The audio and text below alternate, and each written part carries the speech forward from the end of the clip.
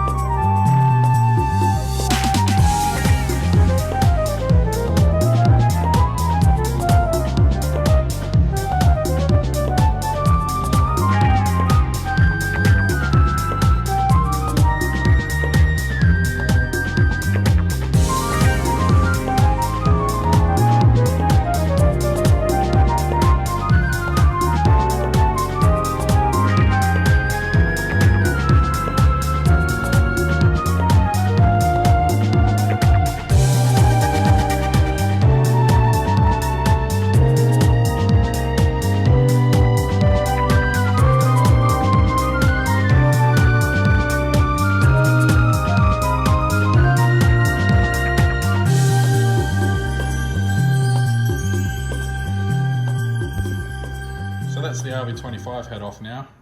Nothing too exciting, just a dead standard RB25 bottom end now. Yeah, it wasn't too bad actually. The only real crap bit was this bottom bolt on that bracket. It was a bit awkward to get to, sort of had to get around the back with a ratchet spanner, and you get about 2 clicks of the ratchet every time. But I got there in the end. So yeah, nice little surprise on the cylinder head when I pulled the covers off. Someone decided they'd go through and put split fire coil packs in it, which is really good. A few $100 worth of coil packs there. And yeah, the head's in better condition than I was expecting. I was expecting it to be a lot darker in here with some nasty build up, but it's actually relatively clean, surprisingly. Yeah, that's about it for that. Nothing too exciting. Grab this RB26 head and start mocking it up on the block.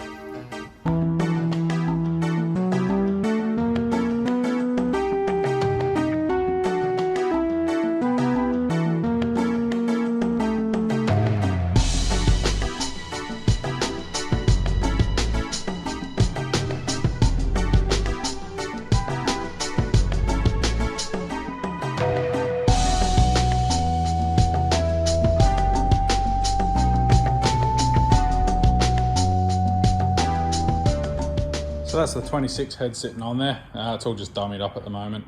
So that's the 26 head just sitting on there, all dummied up for now. There's a couple of things I still need to sort out before I get on to making this turbo manifold. I still need the turbo, so yeah, that's pretty important. As for the actual fit up of the head, the manifold's not sitting on properly. There's a water outlet under here from the 25 setup that fouls on the bottom of the 26 manifold. So yeah, I'll have to go through and sort all that out when I get to actually putting the 26 head on for good. But yeah, I'll make a video series on all the things that I have to cover when I you know, doing the 26 on the 25 bottom end. Because there are a few things you need to sort out, like head stud diameter, you know, little bits and pieces under the inlet manifold and all that. Such a big difference. It's such a nicer looking engine.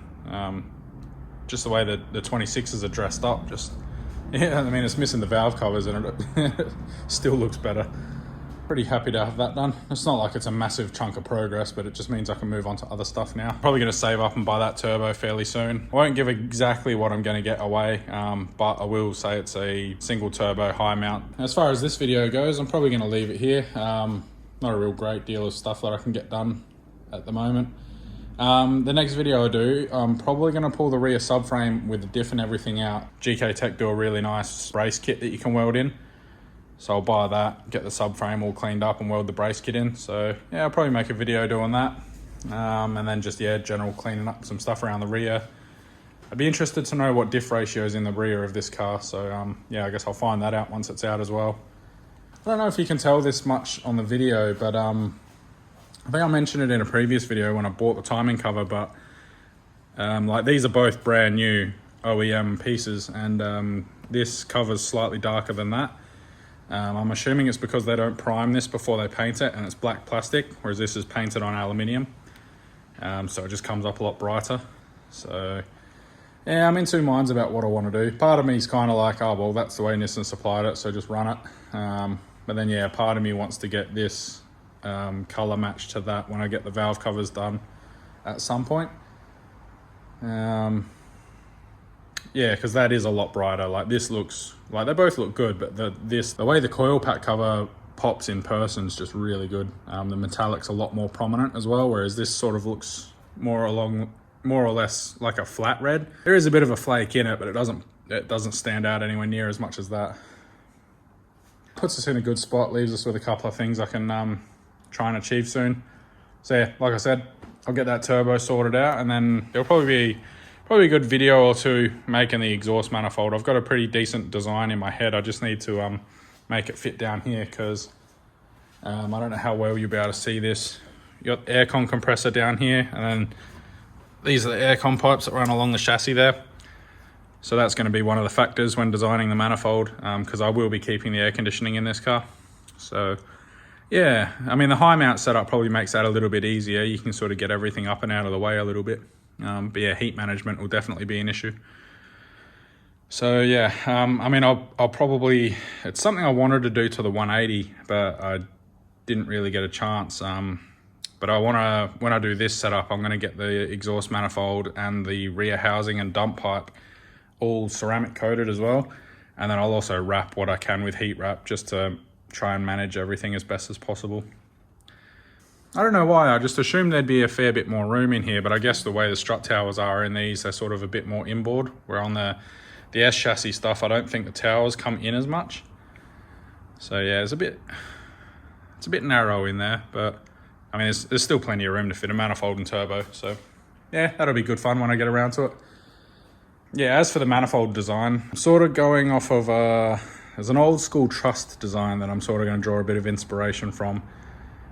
Looking at pictures I can find online, it sort of goes from it's a bit of like a 3-2-1 setup. So the first 3 cylinders and the second 3 cylinders are split into 2 halves, and then they merge into like the first 3 will merge into a single pipe, and then the second 3 will merge into a single pipe, and then those 2 pipes will merge together just before the turbo. So that's sort of the idea I'll be going with. Yeah, hoping it should sound pretty cool as well. Anyway, that's enough dribbling crap for the time being. So yeah, I guess that's where I'm at the moment. So yeah, I'll probably pick the camera up when I start pulling the rear end apart, and yeah, get stuck into that. So for the time being, if you made it to the end of the video, thanks heaps for watching, it means a lot. Thanks heaps to the new subscribers recently as well. Hasn't been a huge influx, but there's a steady increase in the last couple of weeks, so it's been good. So yeah, thanks to those guys who jumped on board lately, and yeah, I'll catch you on the next one.